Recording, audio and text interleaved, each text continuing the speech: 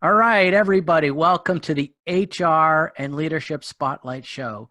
If you've seen some of my broadcasts before, you know that one of my favorite type of guests are folks that take their entrepreneurs and they take their corporate experience, the normal Monday through Friday 9 to 5 job, and they take it and then they go out on their own. They have a message, something that is extremely passionate with them, that they want to go out and they want to share it with the world.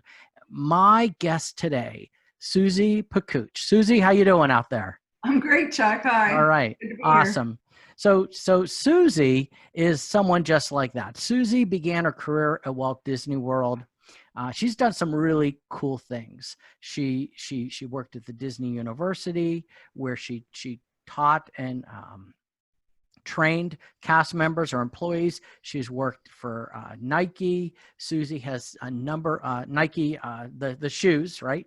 As their global director of training. Susie has done amazing things. She has clients like Singapore Airlines, the New York University Clinical Cancer Society, leading hotels of the world, financial services, Achieva Credit Union, just a whole bunch of things. Susie's really cool. She has hiked in the rainforest. She sat with gorillas. She has jumped off a bridge in New Zealand. She is big on her sunset photos of the Gulf Coast. Folks, I am excited to bring to you Susie Pecuch, my friend. Susie, what do you got for us this morning? I know I have my mug. You have your mug this morning?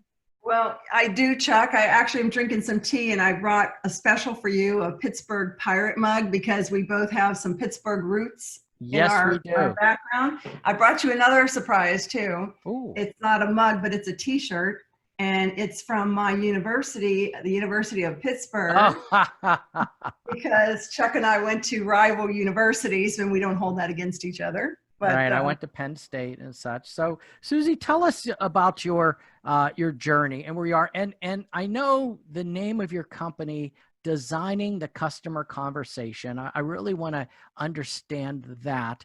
And one of the things as we get into your journey is the marketing and having the customer.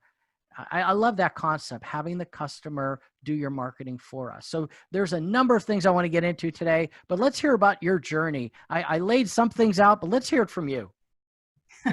Okay, thanks, Chuck. Yeah, my story starts near Pittsburgh, Pennsylvania, and I grew up in a small town there, and I graduated from Pitt with a degree in marketing communication.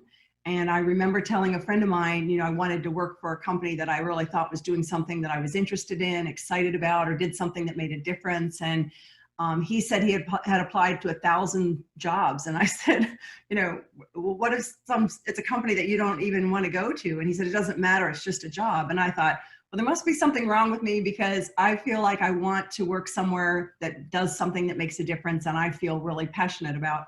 And the next thing you know, I was at the hometown. My hometown is California, Pennsylvania. I was at the college taking a swim in their pool. And I saw on the bulletin board, guess who's coming to campus? And it was that same poster that you have behind you on the wall. Oh, And it was the Walt Disney World Magic Kingdom College program, where they take college interns and have them work in the parks. And they work in frontline jobs, but they also get classes to learn about how Disney runs and everything. And so I interviewed and I talked my way onto a program. Even though I wasn't a student anymore, I went back to Pitt and got post-grad credits, and I worked in the ticket department at the mhm. Magic Kingdom frontline, 40 hours a week, hot Yes. sun, freezing cold, pouring rain. But what I learned in that frontline job set the tone for everything I did in my life. They trained us that you're not here to take tickets. You're here to represent this Disney heritage, this Disney brand. You're making magic every single day. And these people have saved, some of them, their whole lives to come here. Some of them, it's their dream of a lifetime. Some are lifetime Disney fanatics. Hmm. And every single thing that you do and say to them, even at the ticket gate, contributes to that experience. So Disney did an extremely good job of teaching everyone, no matter what their job was, that we all represented Disney. We all worked as a team, and that the customer was everything.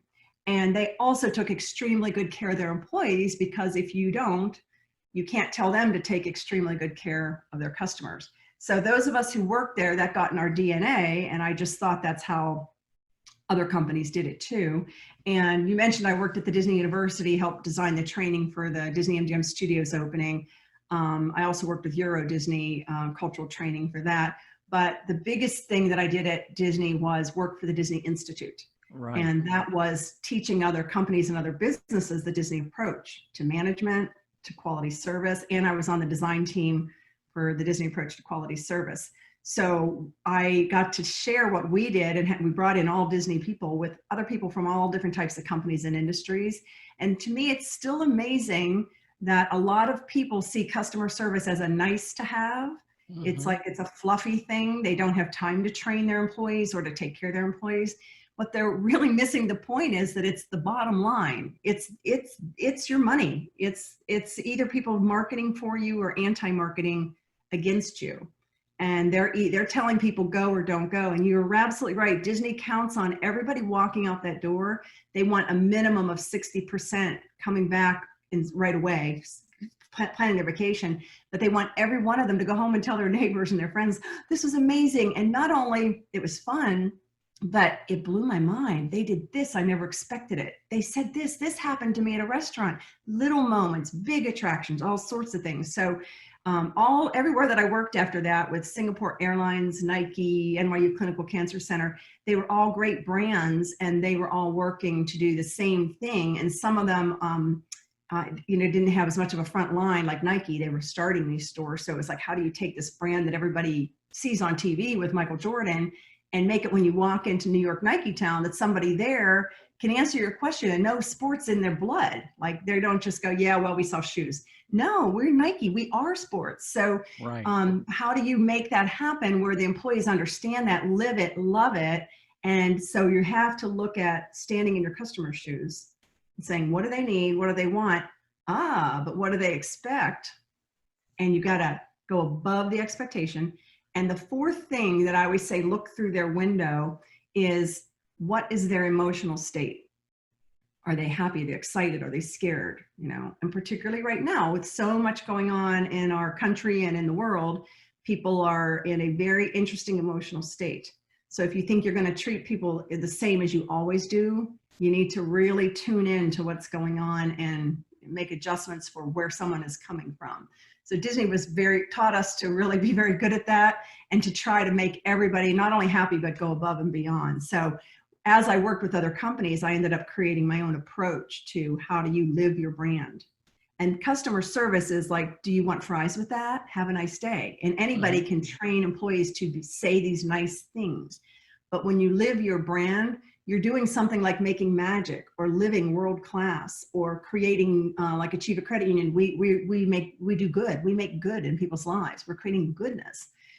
That's different than saying we're a bank. And Nike saying we are sports. They're not saying they sell shoes. They're like, it's in our blood. That's what we do. That's who we are. So you've got to create that internally if you want that to flow externally. I always say it's the pebble in the pond, whatever happens inside ripples out.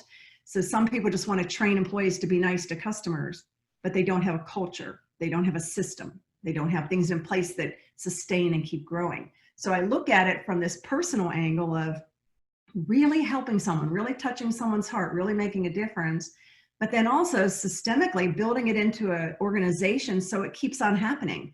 So it becomes natural. It becomes the way we do it, but it's built into the systems, the measurement, and all the reinforcements. What gets measured is what gets done. What gets rewarded is what keeps getting done. So you got to build that in. What is your customer saying about you is the end point, because that's your marketing right there.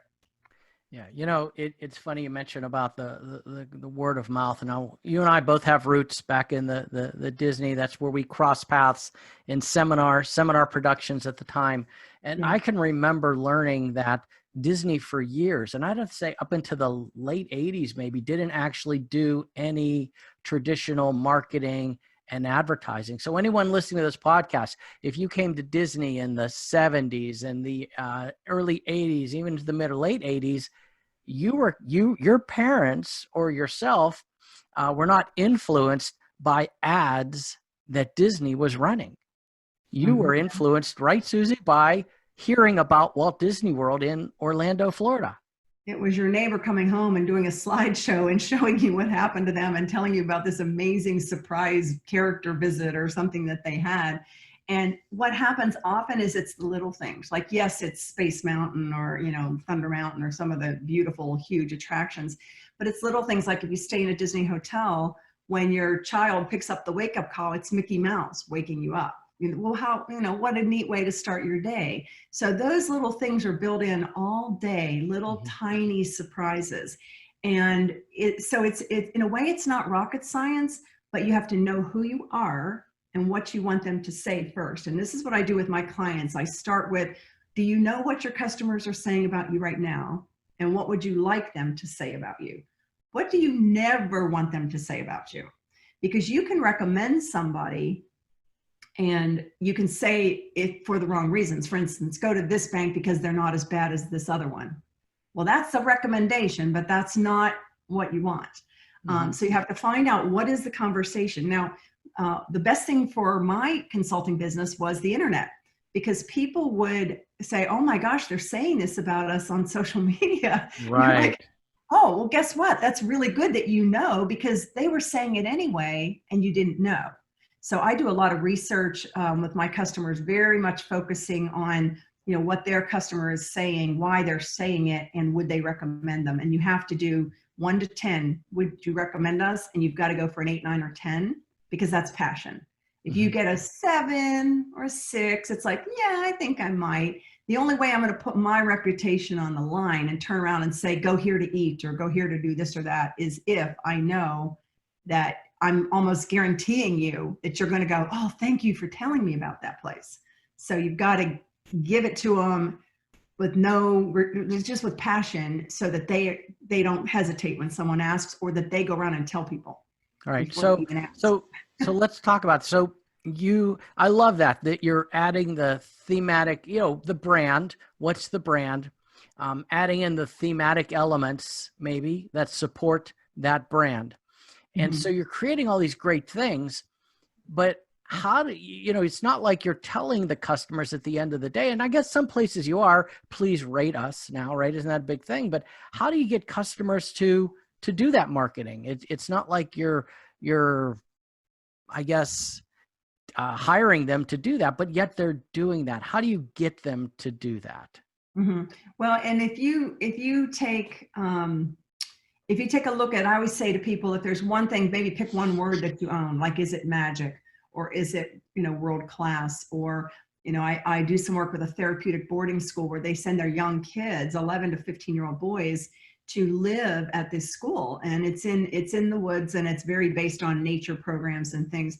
And they want you to say it feels like home, not it feels like an institution. So Uh-huh. what is the word that you want them to say about you? And then you have to make sure everything you do would make them say that. How do you greet them? What happens when when the phone rings in the morning with the wake up call? Like, do you just keep building that in? So you have to work on, just keep bringing it in, because otherwise it's like, well, that was nice, that was fun, but there has to be something that surprises you or excites you. And I always say, service, people think of the people, because people are key. You have to have good employees.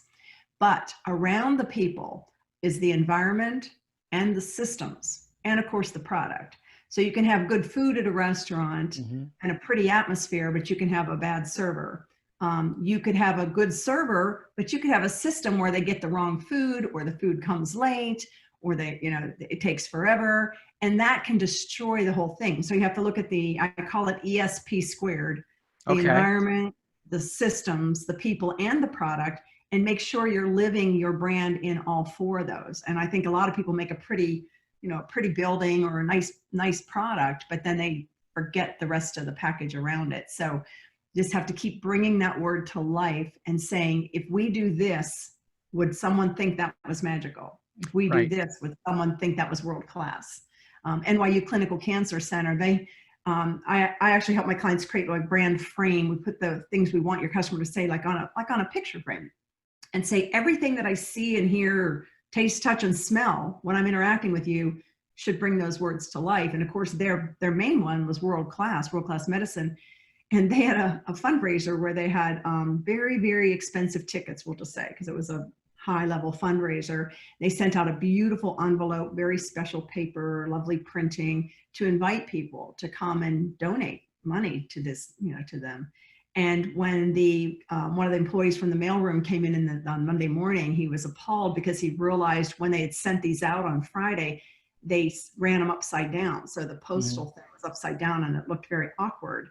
And he went, oh my gosh. And he said to his team when they came in, if you got this in the mail and you wanted to decide if you're going to a hospital that really knows what they're doing, and would you say this is world class? And they were like, oh no. And they went right into a process of how can we make sure that never happens again.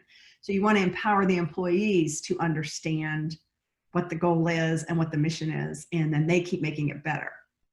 Sure. No, and I like that. One of the things that I like about what I've heard you say and is measurement, right? Like you're not just, hey, this is just a great idea. And I imagine there's a lot of, which I have to wonder why many companies don't take this approach, right? But you're more than just, hey, this is a great idea. You're about the measurements too, wouldn't you say? How does that happen? Well, one thing you have to go and remind people that, 84% of people say that they do make decisions based on a recommendation from a friend or family member. So you've got to remind them that. And business to business, B2B, 91% say they make decisions on what they're going to do based on, what the recommendations of other, don't use this vendor or whatever. They make decisions based on that. So you have to remind the company that matters. And you have to track dollars with this stuff too, because sometimes, let's be honest, that's the bottom line. That's what keeps someone going and that's what motivates them. But I do a couple things. I do mystery shopping, and I either hire or I'll go do it, but I do it in a very simple, different way. For instance, I did mystery shopping for a coffee shop, and I would just stand outside of their shops and walk by. And when people came out, I would just say, oh, I've never been in here. What's it like? Or is it worth it? And they would just say something like, yeah, the coffee's good, but it takes forever. Or like, yeah, it's like they're rude, or, they were just, and I said, that's your marketing. That's it right there. And so I love to do that, the end point, right?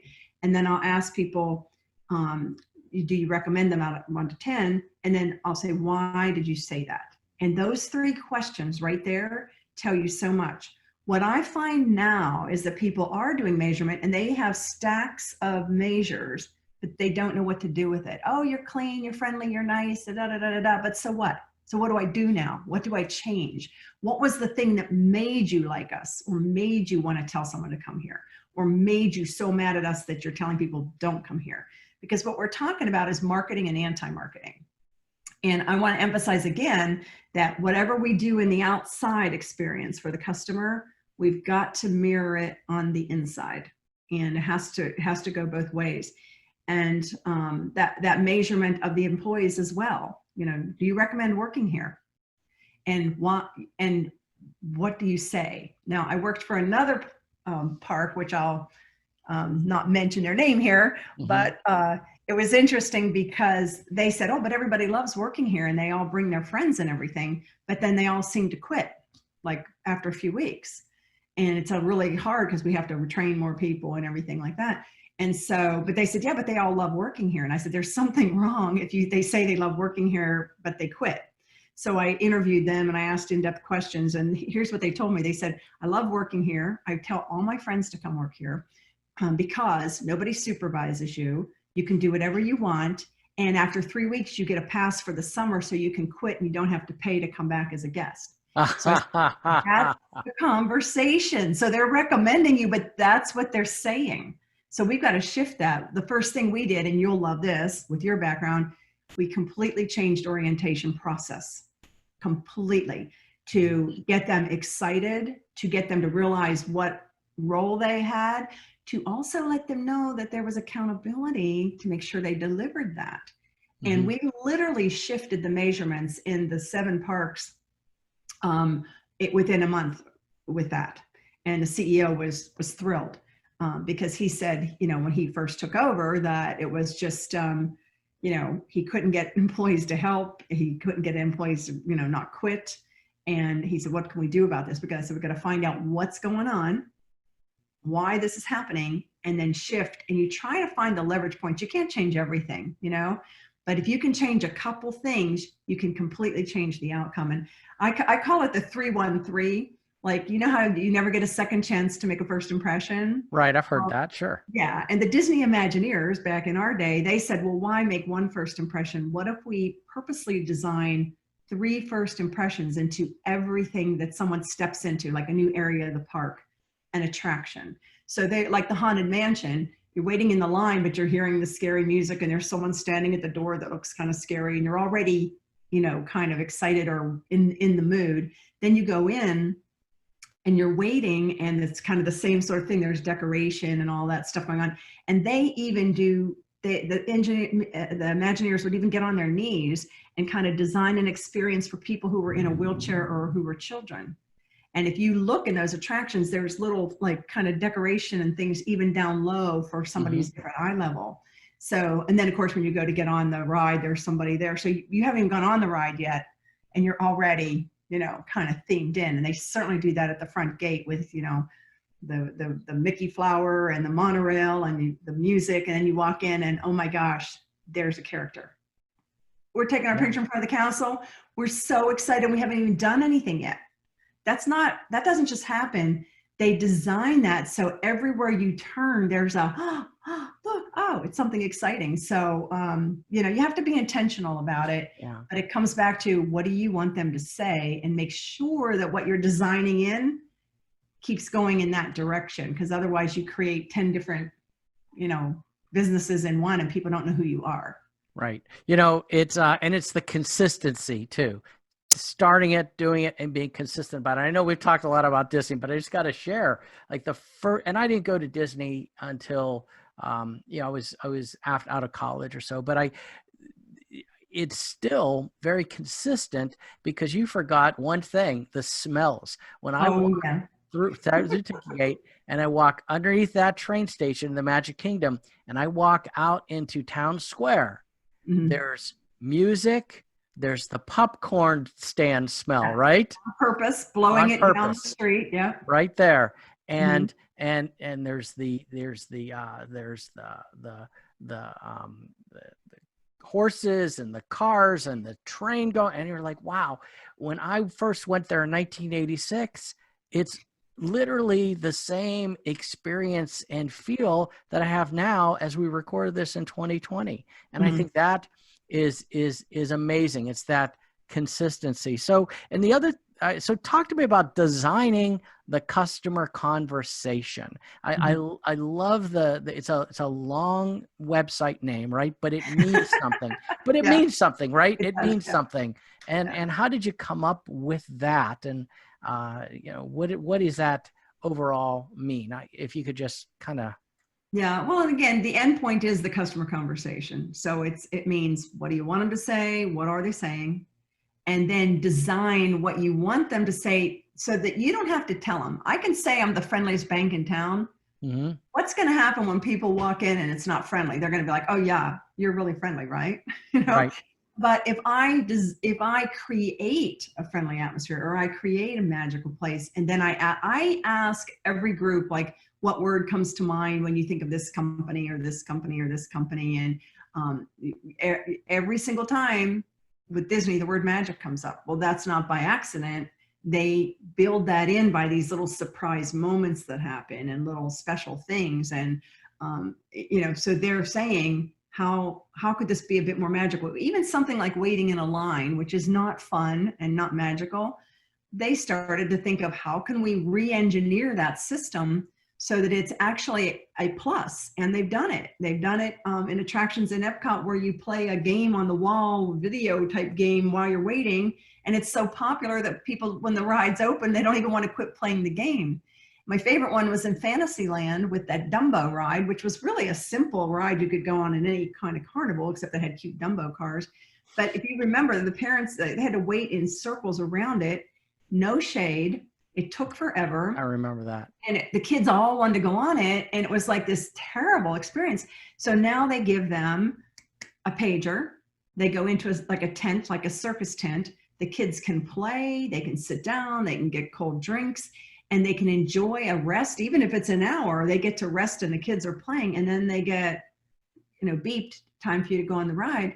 Well, that created a magical experience out of Dumbo ride instead of oh my God, that was the worst. We were, it was terrible. Yeah. So they'll look at the worst part of the experience and go, what if that could even be magical? How about the ride from the airport? That's always a pain. You got to find your rental car. So now they have the Disney Express buses and even the minivans, and they pick you up. They waving a Mickey Mouse hand, and then they get your luggage. You get on the bus. You don't even have to worry about your luggage. They can take you straight to the park if you want to. So, and nowadays too, with all the different things that are happening with the pandemic and all, people need to rethink their systems like that. They're doing a lot more. Hotels are doing virtual, where you don't have to check in. You can go to your room and have the code in your phone to get in and things like that. Making it easier for the guests and making it safer as well is something we really have to look at now too. So I also want to add, Chuck, the virtual experience, because I was always talking about this beforehand. I think this customer experience is even more important if you're on a phone, on a computer, on a chat, if you're trying to find information, because there's no one you can turn to help you. And you're not eating like a nice piece of food, so you get, oh, well, I'll let that go. If I can't find how to reach you, if I can't get through on your phone, if you don't get back to me, and now more than ever, those systems are swamped, and most of them weren't very good to begin with. And I think if you can deliver a virtual customer experience that can be magical, or live your brand, be world-class, or be, super friendly or whatever in this day and age, that's going to be one of the game changers for you. Sure. You mentioned, I know we talk a lot about Disney, but let's talk about, just as one of the examples you gave me earlier before we started the broadcast, was Singapore Airlines. Mm-hmm. And isn't it a pain in the butt when you get off the airplane and you have to stand there and wait for your bags to come? But Singapore Airlines is known for having your bags already there, right? Yeah, they're so smart, and that's a good example. Their systems are amazing, and their word is delight. They want you to feel Asian hospitality, gracious hospitality, and delight. Now, most airplane experiences aren't delightful or gracious. So they build that in and on the flight and in their check-in and everything. But they said, well, what if, years ago, they said, what if you could get to the luggage place and your luggage was waiting for you? So they worked and redesigned a system so they could assure that it would happen like 99% of the time. And they were so excited to premiere that. And then it happened, and they had a bit of a surprise effect where a lot of the passengers actually didn't like it. And why do you think that would be, that some passengers didn't like that their luggage beat them to the luggage rack? I would think people are afraid folks are going to take their luggage, right? So they were stressed when they landed there. Oh, I have to hurry and get there. It's not going to be there. So then they said, oh, okay. So they did two things. They said, first of all, who wants their luggage? Which type of passenger wants their luggage to be there so they can pick it up and run out? It's usually the business customer. So they said, certain, if you're the business or the whatever, upgrade, your luggage will be waiting for you. And those people were usually happy about that. But the rest of the people, the luggage was there. It was just behind the scenes, and they waited till enough people got there, and then they would hit the button. Yeah. So you didn't feel like it beat everybody, but you didn't have the waiting. So you have to watch sometimes you might be ahead of your customer, and even though it's a great idea, that kind of freaks them out a little bit. But they reinvented that system and then made it work. And that's more delightful for sure than standing there forever just watching the luggage thing go round and round. Yeah. I love this. I absolutely love this. So what I've heard today basically is a couple of things, and in no certain order, but evaluate your experience from the customer's point of view, right? Take the most negative parts after, but take some of the negative parts and figure out a way to make them positive, right? So people don't like standing there and waiting forever for their bags. Boom. There's a way for my bags to be there ahead of time. People are then afraid that they're going to get their bags stolen. So now there's an option, right? The waiting for Dumbo, right? It was horrible. 2 hours, 3 hours in the sun, figuring out a way, adding in a circus tent, which I love the thematic component, and then figuring out what your brand is, who you are, and getting your employees. See, I like that, Susie, because a lot of companies will say, we need to spend more money on advertising. We need to spend more money on promotions. Let's do more buy one, get one free, get one half off, get this, get this free mug with a new account. Oh, Yeah. well, really? Okay. Yeah. That's nice. But but they're forgetting about getting their employees involved and their Well, team. I'll do a shout out to Achieva Credit Union, which, is my client here on the west coast of Florida. And they really, really are completely committed to a relationship with their members and really helping them and going way out of their way. And what's the emotions of people in the financial world, a customer at a bank? They might be nervous or scared or panicked or, wanting to, they're looking at their future. They're looking at their, I would say if you're dealing with someone's house, their money or their health, you're dealing with their life, literally. So you have to really think about that. And I just been so impressed with Achieva and how they live their brand frame. I've been working on an ongoing basis with them for years, and they just keep taking it to another level. And what they build in is that we must have that relationship. We care, we show we care, and they trust us. And that's especially important if it's money, but it's really important in any business. If I can trust you, if I know who you are, I will not only come back, but I will say to someone, don't even bother going over there. You've got to come here. And that is the strongest marketing, full stop. And that's where you make your money, or they go out and if they're unhappy, they even tell more people and they drive people away. So it's right there. Your bottom line is right there. They're either bringing you more people and doing the work for you, or they are telling people, don't waste your time. Yeah. And that's true. So folks, hear what Susie just said. Customers are going to go have the conversation anyways. They're going to go home. They're going to have the conversation. Or on the internet. Or on the internet now anyways. But think if you could design the customer conversation. And that's why, Susie, your brand and your website name and the things that you've talked about all fit in. Customers are going to have that conversation, but if you could design it to be the marketing tool to bring in more customers, that's fantastic. So Susie, how could people get in touch with you? And what would that experience be like? How does that work? Well, you can Susie at designthecustomerconversation.com, Susie with an S, S-U-S-I-E. Or if you want the short one, it's email Susie@mac.com. I love that. But and just even to just have a discussion about what are your challenges right now? And I love that. I'll have a lot of conversations with people where we just talk about what's their general challenge, even just if I can help provide some focus, and then if they need, something else beyond that. But I love this because, again, for two reasons. And I will say this when I'm speaking to, groups and conferences, I'll say, like you want to help people, you want to build that relationship. I don't care. We're all human. At the end of the day, we feel good when we make a difference. We feel good when we help someone or made someone's life better, whether it's banking or healthcare or a theme park. We feel better. Like we get that feeling like I helped them. I made their day. But I'll say to the CEOs and the top leaders, if you think this is nice and fluffy and just for fun and extra, I'm just going to call it what it is. You're not being smart, because the big brands know this. They know this is their bottom line, and I can track it for you and I can show you the numbers, and then there's no denying it. It's like you invest this much and you're making this much more.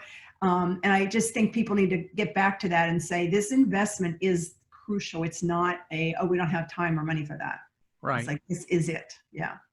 And the ones that do are doing well. I guess, and we're winding down, but I suppose it's almost like baking a cake, having all these different ingredients in it and just so much. And you don't want to put too much sugar, it's too sweet, or you don't want it to rise too high or too low and flat. And you bake that perfect cake, and then you put it out there and people talk about, oh my gosh, that's the best cake I ever had. That's the best pie I ever had. And you don't even have to spend money on that marketing. So Susie, thank you for being here. Folks, I'm going to put the her contact information in the show notes. Is there anything I missed? Is there anything that you are burning to get out there that I may not have touched on? Well, I just think again that the virtual experience is really, really critical right now. Everything from, your online ordering and, online help areas. And I'll throw out another area that's really important right now is these Zoom calls, Zoom meetings, Zoom webinars. There needs to be an experience there as well with how do you sign up, how do you sign in, how do you sign on, how's the connection between the people. I have some programs that I teach that are like for team building and their like True Colors profile program. And I did it online for the first time the other day. And usually it's a very active session in the room with teams and getting into different tables and all. And I had to work really hard at keeping interaction and having people, and you can do it. You can make it engaging where they're really applying and thinking, and they're not just sitting there checked out on their phone, which I don't blame people because a lot of the online is very one way. So we've got to create dynamic and exciting virtual experiences now more than ever. And you got to know what your brand is and then what can make you stand out and then what are essential things to make it go well. So I'm really working a lot in that these days because I always said it was more important than ever. And now people are realizing. Right. Susie, thank you for being on the show.